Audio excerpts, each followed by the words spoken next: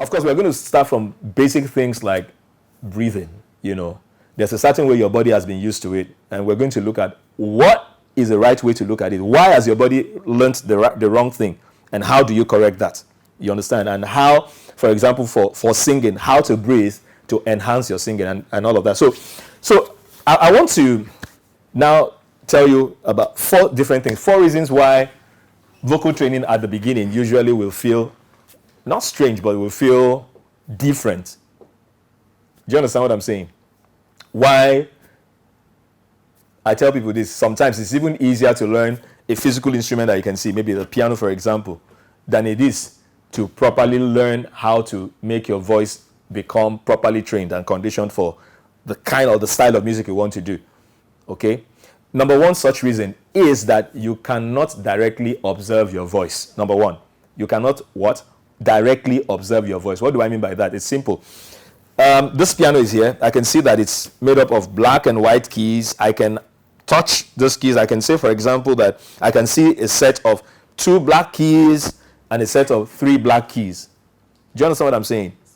I can directly, physically observe that instrument. But I don't know if there's anybody here. Besides the fact that, well, nowadays there are a lot of technology that you can pass things and you can see. But as it is, most of us have never really been able to see down our larynx. Have you seen your voice box before? No.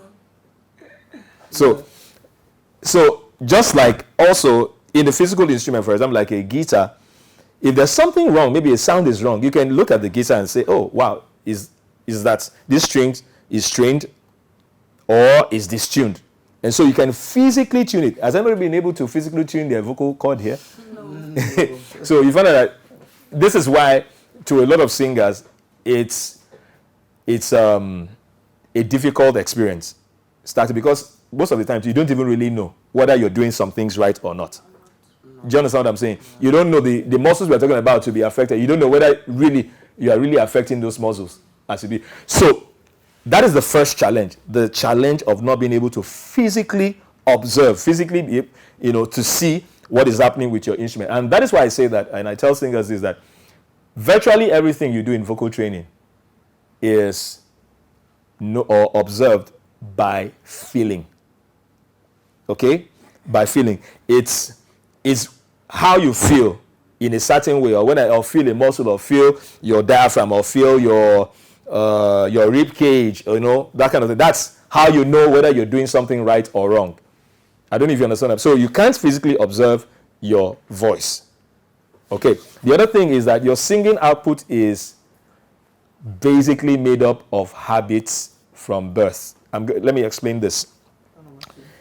Your singing habit up to this point, where you're starting to begin to look at some new techniques, begin to look at some new ways, or explore some proper ways to sing. Your singing habit from birth till now has been basically formed out of the habits that you probably, for most or for the vast majority of singers coming out there from their churches or this, you probably have unconsciously imbibed.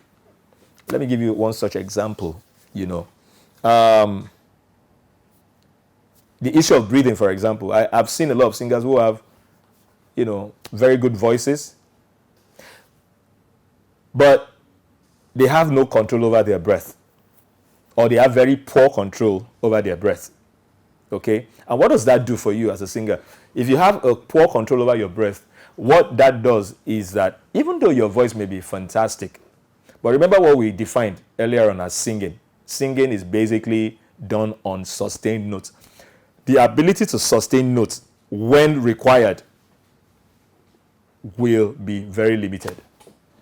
That's one of the side effects. And then because of the fact that, via the fact that you've never had any proper training before, so if you've come from the point of just, some singers just don't understand. They are very good, but they can't sustain it. No, they can't go longer holding their breath, or holding the notes down. Of course, you're going to also understand that eventually when you're singing, you have what you call phrases, places where you can sing and then stop to breathe, because of course you cannot sing everything you have to sing from beginning to the end on just one gulp of breath. You have to keep renewing your supply of breath at every point in time. So you find out that a singer who doesn't learn the new trick in the book of how to use or how to get that breath, sustain it, or use it, is going to be very, very much limited in the quality of the sound that they can produce. So basically, your singing output is largely made up of the habit that you know. And so you're going to have, at this point in time, to unlearn some habits and learn some new habits. I don't know if you understand, for you to be able to transit. Then the third thing is that you do not hear yourself as you actually sound. That's the third challenge. You do not hear yourself as you actually sound. Okay, does anybody here understand what I just meant by that? Yes, sir. So tell me, what do you think I'm trying to say here? So, what I understand is that when you sing something, you have in your mind, there's a way you think that you should sound. And maybe when it comes out, it doesn't sound perfectly that way. Okay. But maybe especially when you're, like most times when some people are using headphones and they are singing out loud, but the person that can hear them knows it's like, why is they singing this way? But they feel like they're actually singing like what they are hearing. Like they think that they sound like what they are hearing, but they don't really sound good when it comes out. And why is that? Why is it that what you heard was good, and then what came out eventually wasn't good? Like what is the AZ and JZ? And I'm like, I'm doing AZ. I was saying this AZ. Okay, it's simple, and like I said, this is one. If you don't know this, you probably be wondering why people are not getting the fact that you're a fantastic singer. True. This is the reason. The reason is because every human being has two sets or two pairs of ears. What I call the inner ear and the outer ear. You have two pairs of ears. The one that everybody knows, or the one that you think you know, is the outer ear. Now, when you sing, you predominantly hear yourself with your inner ear. Predominantly. But the person listening to you hears you from their outer ears.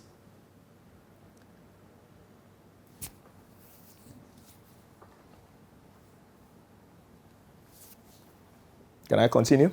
Yes, sir. Okay, so, and that's where the trick is. That's where the trick is. Your inner ear has what I call like a way of, I don't know if you've used some of these, what they call noise cancellation, headphones and all of that. Yeah. You see, your inner ears basically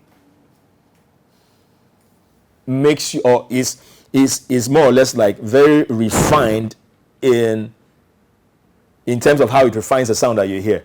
Now, also remember that it is you are the major instrument. Your body is the major instrument. Your body is where your sound vibrates on.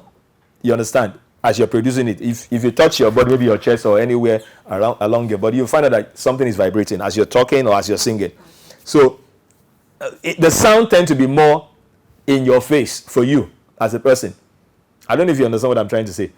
However, the person who's listening to you, who is hearing you from their outer ears, can also hear you. But when let me use the word clearer, in the sense that because I don't know, in my opinion, the outer ear is like a receiving dish, like all the satellite when we used to, I don't know whether they still use satellite nowadays, satellite dishes, maybe the DSTVs and all of that, its reception is clearer. I don't know if you understand what I'm trying to say. Its reception is clearer.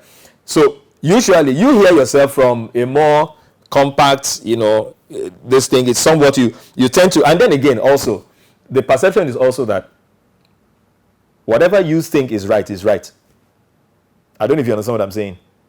Eventually you're going to find out that, you see, there's really nothing wrong or nothing off in music. It depends on the context or the perspective you're going for. I mean, there's some notes or some skill that you play in normal church music. They sound off, they sound funny if you play it alongside with the genre of music. But you take that same skill or run of skill and play it in something jazzy, and it's solid music.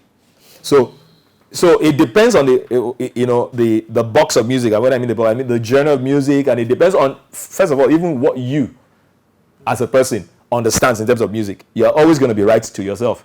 I mean, take a tone deaf person. A tone deaf person sings and they enjoy it. Do you understand what I'm saying? They sing and they enjoy it because everybody's perception of music is different. Okay, so usually you hear yourself from your inner ears, which sounds to you much more refined. Your inner ear does not easily pick up for you when you pitch incorrectness. That's why sometimes instead of singing fee, you sing fa and you don't see any difference. Instead of singing to, you're singing the la, and you don't notice much. It doesn't sound much, except you have now trained your mind to identify those notes and those sounds. I don't know if you understand what I'm saying. But somebody who's listening to you may not know exactly what is wrong, but they will know something is wrong.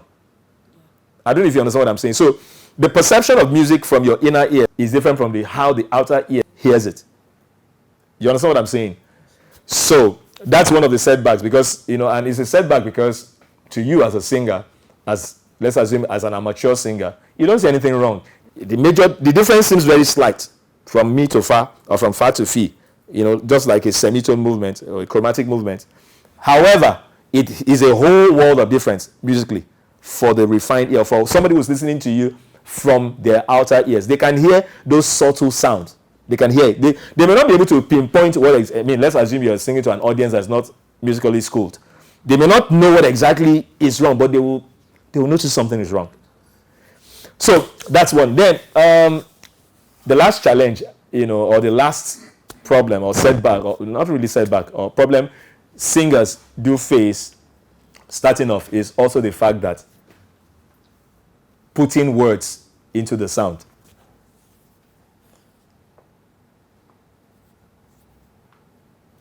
Singers face a challenge of having to put words on top of their sound, on top of their vocal sounds.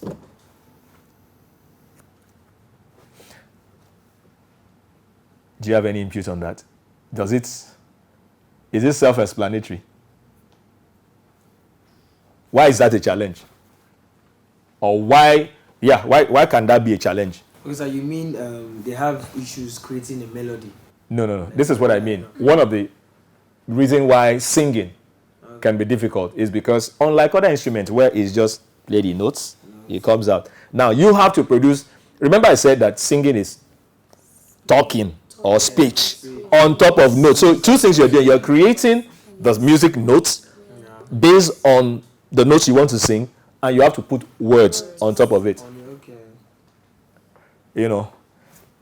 Talking on its own is not that difficult. Even humming sounds on its own is not that difficult, or even this thing. But when you have to put sound, now, of course, since you've been singing for a long while, you've been doing your church or wherever you've been singing, you've been doing it for a while. So it may not necessarily be a challenge for you, but for most other people who are just starting off, whilst they don't know that is probably one of the issues, it can be a challenge.